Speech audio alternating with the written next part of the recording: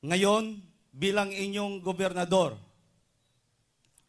na inyong sinuportahan, 2 bisis na, sa estado ko ngayon, ay parabang naisip ko na ako rin ay naging isang biktima sa diktadurang panggobyerno. Parang dahan-dahan kong naranasan dahil sa unang suspension ko na dahil lang sa isang sasakyan, parang nakalimutan na ng national government kung ano ang lahat ng aking pagsisikap kasama ang ating mga elected official na tayo ay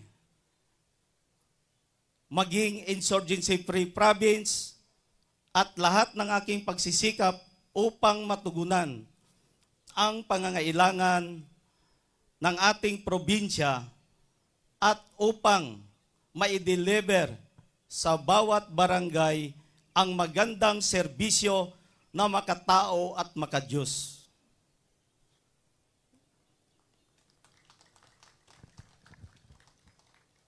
Ngayong second suspension sa akin, akala ko tapos na yung 60 days. Hindi pa pala, may 1 buwan na naman. At sabi pa nila, hanggang eleksyon na daw ito, hindi na ako makabalik sa pwesto bilang elected governor ng Davao del Norte. Parang ginawa na nilang shortcut itong nangyayari sa akin.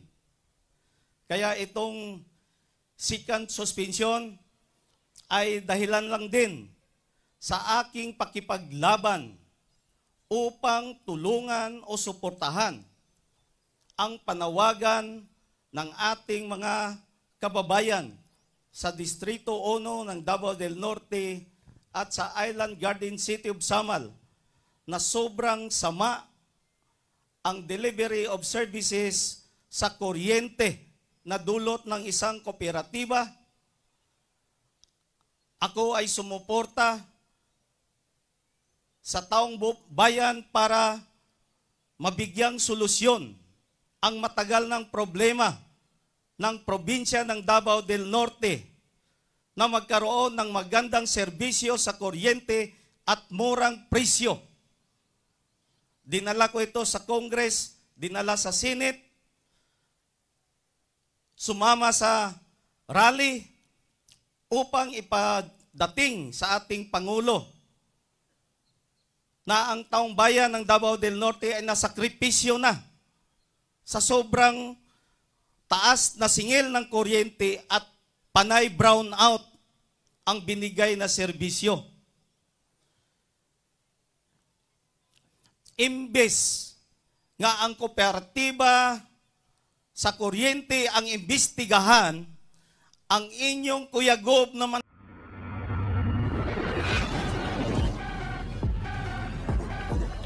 ng ating probinsya, kagalang-galang na Edwin I. Hubahib.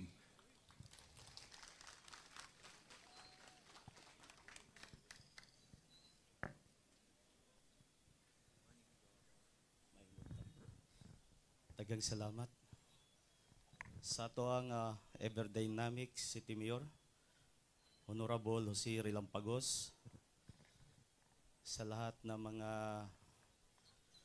city councilors, iski, sa lahat ng barangay captains, veterans, lahat ng department heads, PNP, PDEA, Bureau of Fires, at sa taumbayan ng Panabo City, magandang umaga po sa ating lahat. Murag sunod mo kung Jano ano yung nagtagalog, magbisaya ron. Sa pagdiriwang natin ngayong umagang ito ay isa itong baliktanaw sa mga nangyayari sa ating bansa.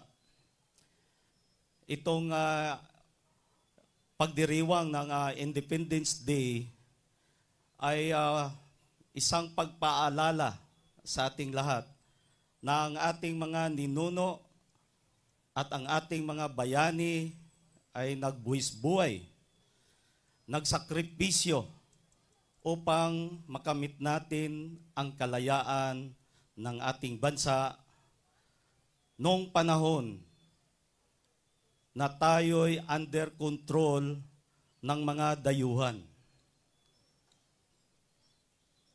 Hindi lang ito panahon sa pagdiriwang ng Independence Day na lumaban ang ating mga bayani, nagpakamatay, kung hindi, naulit rin ito sa bansa natin noong tayo'y nakalaya sa diktadurang panggobyerno noong 1986.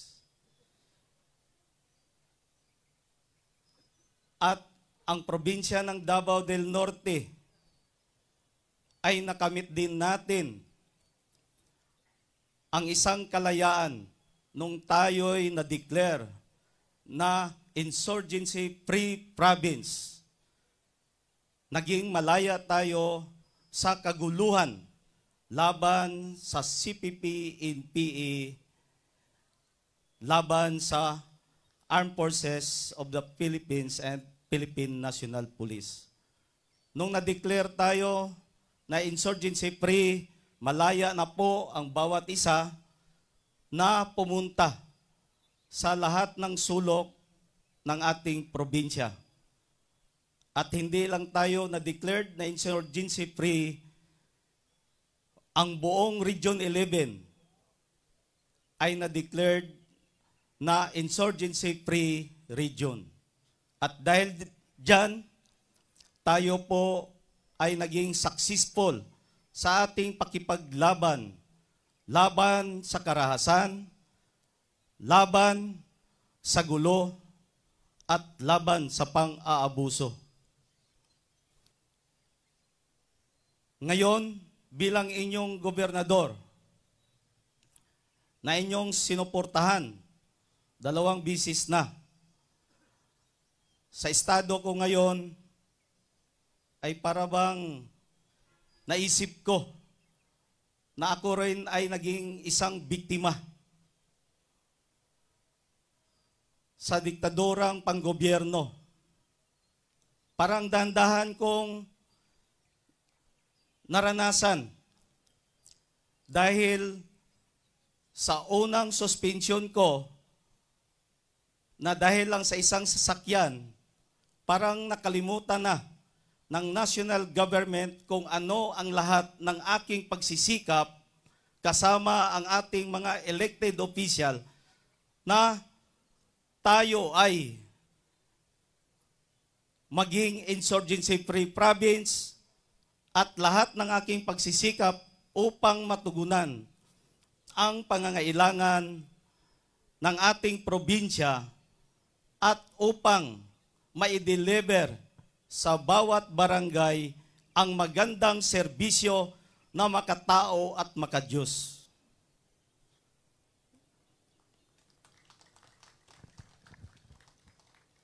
Ngayong second suspension sa akin, akala ko tapos na yung 60 days. Hindi pa pala, may 1 buwan na naman.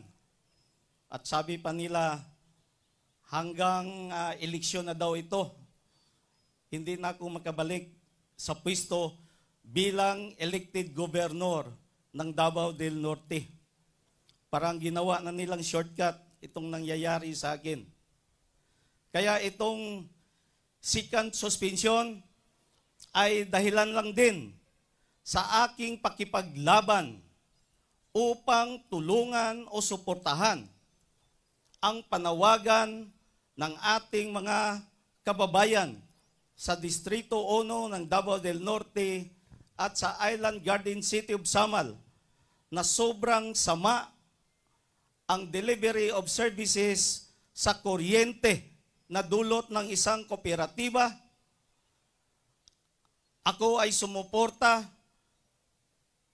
sa taong bayan para mabigyang solusyon ang matagal ng problema ng probinsya ng Davao del Norte na magkaroon ng magandang serbisyo sa kuryente at murang presyo.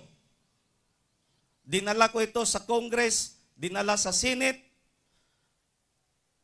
sumama sa rally upang ipadating sa ating Pangulo na ang taong bayan ng Davao del Norte ay nasakripisyo na sa sobrang taas na singil ng kuryente at panay brownout ang binigay na serbisyo.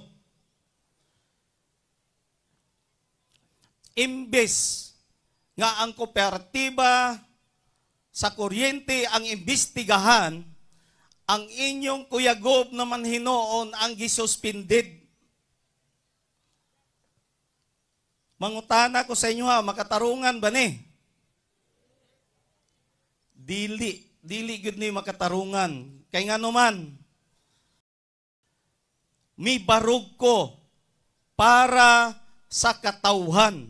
Wala ko mi barog para sa akong kaugalingon nga interes, kundili mi barug ko para sa maayo insaktong serbisyo sa katawhan sa Davao del Norte.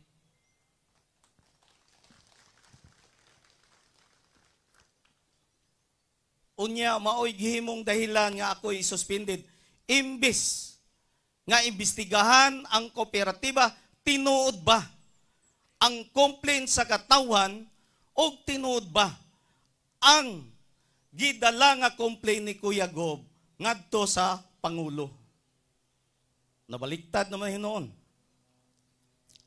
Kaya naglibog ko sa akong kaugalingon, unsa ba ang dapat natong himuon?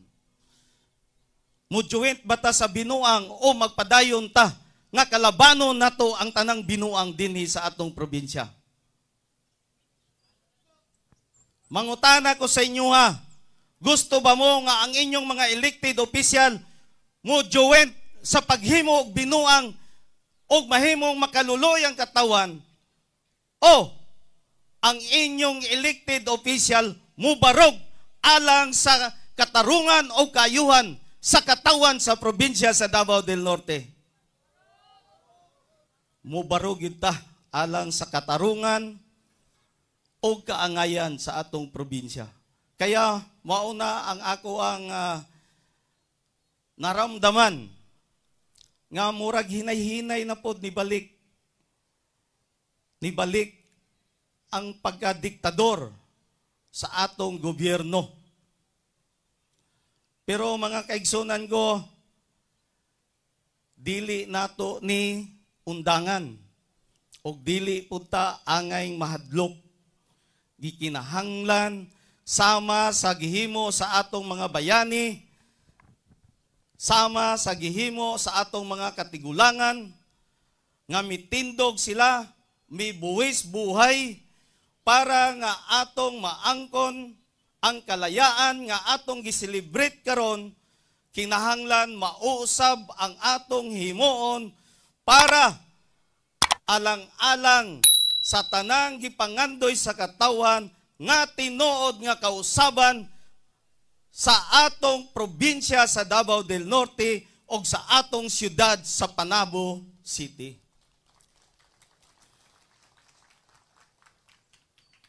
Dili ta angay mahadlok, di ta angay nga magpapildi sa mga naghimo og dautan, apan gikinahanglan natong magmaisugon mubarog alang sa kamatuoran. Mabuhay ang Panabo City, mabuhay ang Davao del Norte, mabuhay ang malayang Pilipino. Daghan kayong salamat.